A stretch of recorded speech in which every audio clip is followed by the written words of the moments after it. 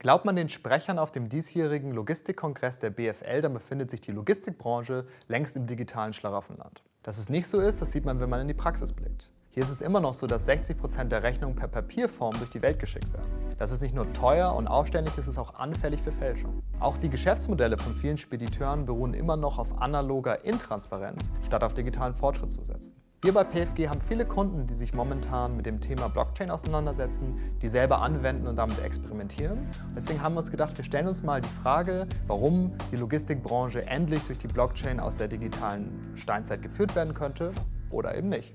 Los geht's! Der Aufstand der Verbraucher wird auch langfristig die Blockchain meiner Meinung nach in der Logistikbranche befördern. Wir sehen immer mehr, dass Leute darauf Wert legen, dass in deren Supply Chain nachhaltig gewirtschaftet wird, aber auch Menschen nicht ausgebeutet werden. Zum anderen ist das Thema Gesundheit und Lebensmittel- und Hygienesicherheit ein wichtiger Faktor. Gucken wir uns den Fipronil-Skandal an, dann war das problematisch für viele Verbraucher. Und ich glaube, dass hier der Druck auf die Unternehmen steigen wird. Das Problem im Status quo ist aber, dass die Unternehmen häufig gar nicht wissen, was deren Zulieferer für Quellen haben, wo sie ihre Waren beziehen. Und auch die Zulieferer legen häufig Wert darauf, dass es gerade intransparent bleibt, damit die Preismargen möglichst hoch gehalten werden. Ich glaube aber, dass eine mögliche Lösung hier Smart Contracts auf Basis von Blockchain sind, indem ich genau in Blöcken dokumentiere, wo, wann, was herkommt. Das heißt, ich kann immer auch meinem Endkunden gegenüber beweisen, dass es alles auf einer sauberen Supply Chain aufgebaut ist. Dagegen spricht natürlich gerade die aktuelle Arbeitspraxis in der Logistikbranche. Viele Zulieferer, wie ich eingehend erwähnte, haben Geschäftsmodelle, die darauf beruhen, dass sie eben gerade intransparent sind, dass man nicht genau weiß, woher sie sich die Waren beziehen, was natürlich gut ist, denn dann können sie den Preis hochdrehen, weil sie immer sagen können, na gut, hat ein bisschen mehr gekostet, hat ein bisschen länger gedauert. Blockchain würde das radikal transparent machen. Ich glaube, das allergrößte Problem im Status quo ist aber, dass eigentlich viele Prozesse in der Logistikbranche noch analog stattfinden. Blockchain ist natürlich eine Technologie, die auf Digitalisierung aufsetzt. Man kann nur Blockchains anwenden, wenn die Prozesse digital abgebildet sind. Das ist natürlich ein Problem und das muss erst nachgeholt werden.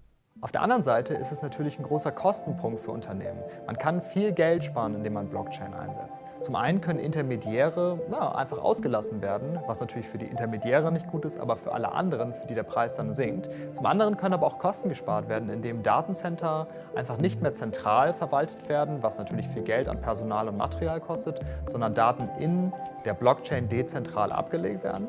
Und ich glaube, das sollten wir auch nicht vergessen, man kann, indem man Blockchain mit IoT-Technologien verbindet, auch einfach Verspätungen verringern, indem man genau analysiert, wo die Waren gerade sind, wer sie gerade hat. All das geht auch über Smart Contracts und über Blockchain-Technologie.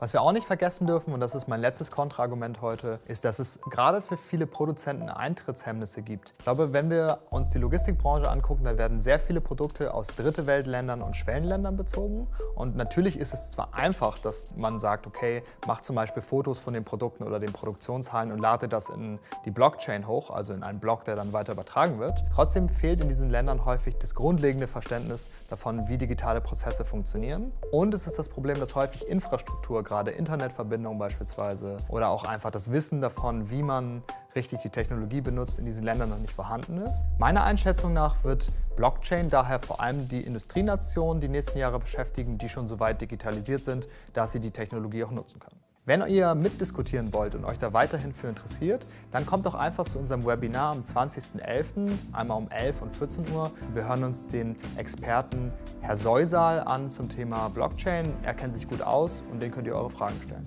Vielen Dank für eure Aufmerksamkeit. Bis zum nächsten Mal.